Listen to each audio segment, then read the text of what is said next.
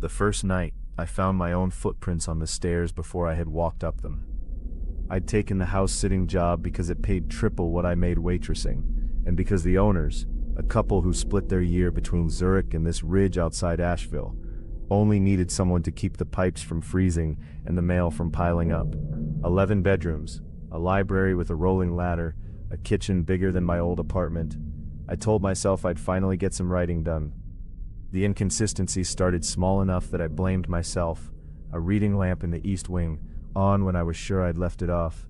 A dining chair pulled out 3 inches from the table, angled the way I sat in it, not the way I'd pushed it in. I told myself the housekeeper still had a key, even though the owner swore she didn't come until Thursdays. I started keeping a mental log, the way you do when you're trying to prove to yourself you're not losing your mind. Tuesday, the bathroom door was open 6 inches instead of shut. Wednesday, the throw blanket on the study sofa was folded into thirds instead of draped the way I always left it, but folded the way I folded laundry at home, a detail so specific it made my stomach drop the first time I noticed it.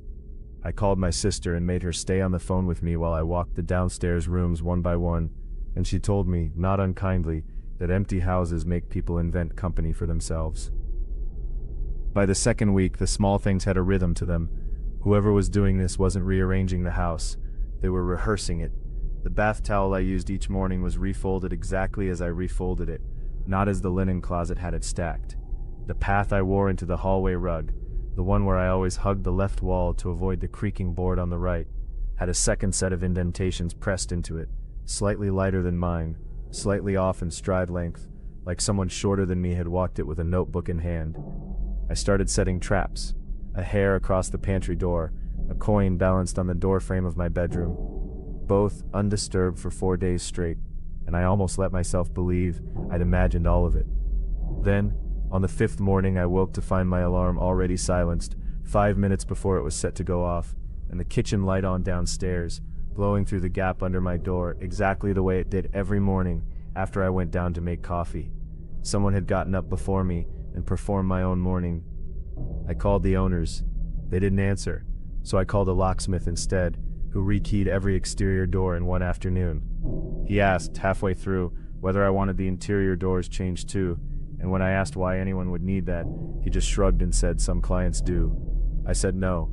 I wish now I had said yes. That night, I slept in my clothes with my phone in my hand.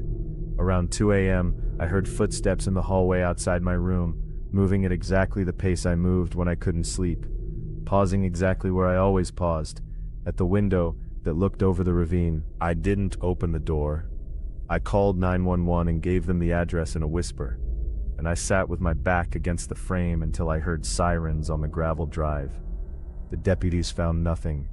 No forced entry, no prints, nothing but a single spiral notebook tucked behind a loose panel in the linen closet, filled with dates, times, and diagrams of my own daily movements, drawn with the precision of a dance instructor's notation.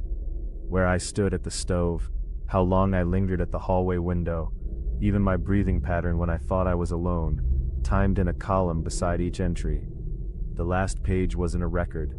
It was a plan dated 2 days ahead, describing an evening where the notebook's author would be the one standing at the stove, the one lingering at the window, or somewhere else in the house.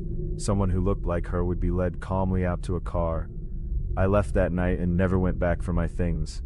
The owners hired a new house sitter within a month. I looked her up once, out of a compulsion I couldn't explain. In her one public photo, she is standing in the kitchen, at the stove, in a pose I would have called familiar if I hadn't already known exactly whose it was.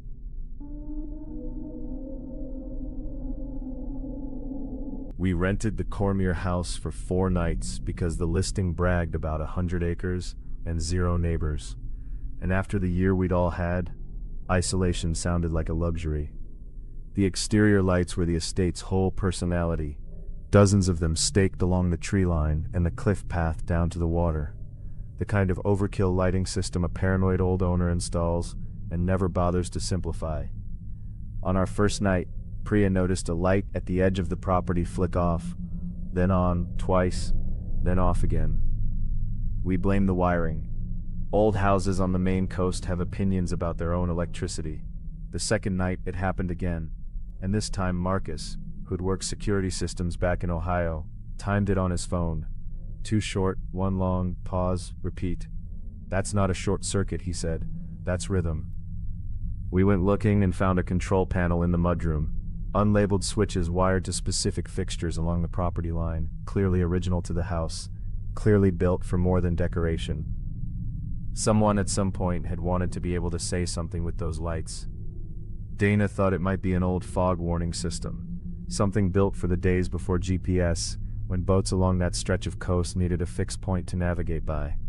It was a good theory until we noticed the pattern changed every night, never repeating exactly, sometimes answering a question the previous night's sequence seemed to have asked. A fog light doesn't get more specific with practice. This did. On the 3rd night, we stood on the Widow's Walk with the panel switches in hand and watched, out past the tree line, a pair of headlights on the coast road blink back in the same pattern. Off, long, pause, a response. We spent that night arguing about whether to call the police over lights blinking at other lights, which sounded insane out loud, and whether to just leave. Priya wanted to leave. Marcus wanted to find out who was out there. I wanted more than either of those things to understand why it felt like the house itself was part of the conversation, and not just the messenger. Marcus tried answering the pattern himself around midnight, flipping the mudroom switches in a rough approximation of what we'd seen. The response from the coast road came back almost instantly, faster and more precise than anything a stranger guessing at our meaning should have managed. Like whoever was out there already knew exactly who was allowed to be holding this conversation, and was testing whether we did too. That's when Dana came back downstairs pale, and said the code wasn't going out to the road at all. It was coming from inside the house first, every time, a half second before the exterior lights answered it, where you could see both the mudroom panel and a service door beneath the stairs that none of us had opened.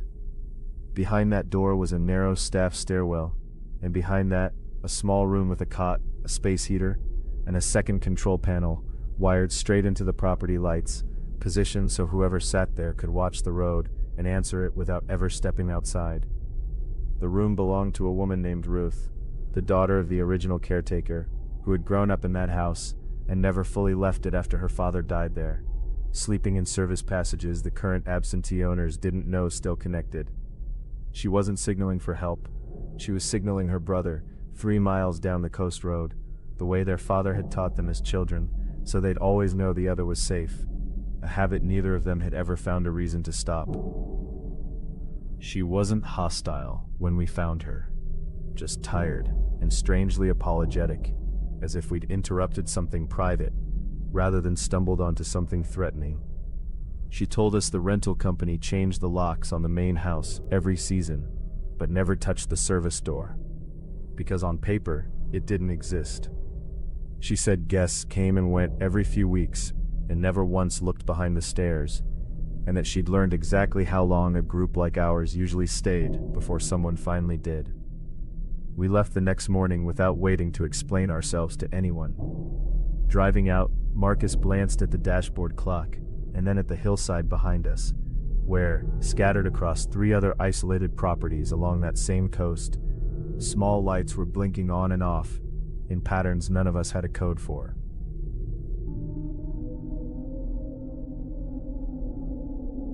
We found the notebook on our second night in the study, wedged behind a row of hardbacks, and Sam read the first entry out loud like it was a joke. 6:47 a.m. She will open the east window because she'll say the room feels close. I did open that window the next morning.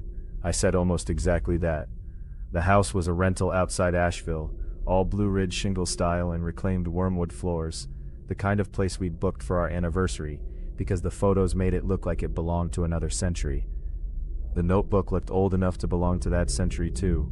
Water-stained, the ink faded to rust, and for the first day we told ourselves it was some previous guest's writing exercise, a strange little art project left behind for whoever found it. Then the entries kept matching. 9:15, he will drop the mug, not break it.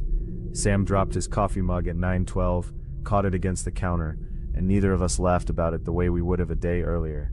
By the third entry, we'd stopped reading them out loud before they happened, as if saying the words might be what caused them, some superstition neither of us would have admitted to believing a week earlier.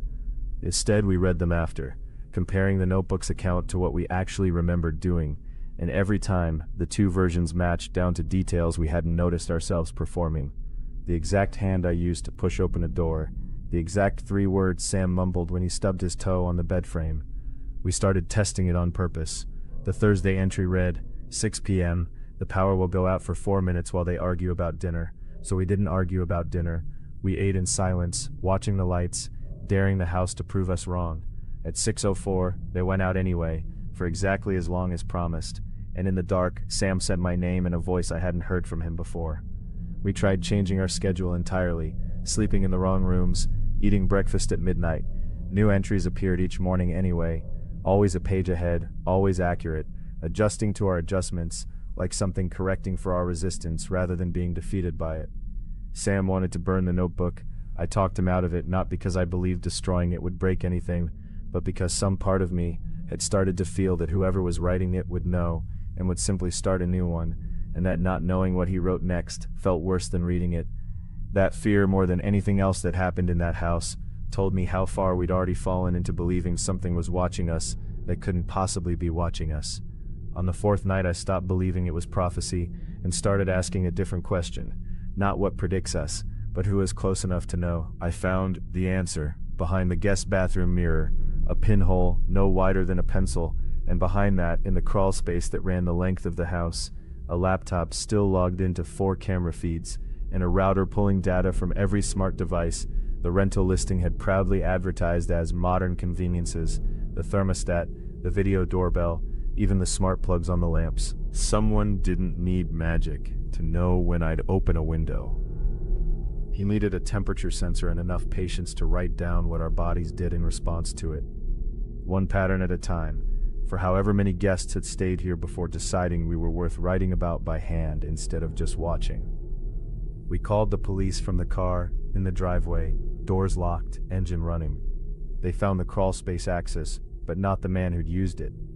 Whoever he was had left in the hour between our discovery and our call, taking the laptop and leaving the notebook behind, open on the desk to a final page neither of us had written down or spoken aloud to anyone. It read 11:58 p.m. She will find this page, and she will already be too afraid to read the next one out loud to him. I hadn't read it out loud.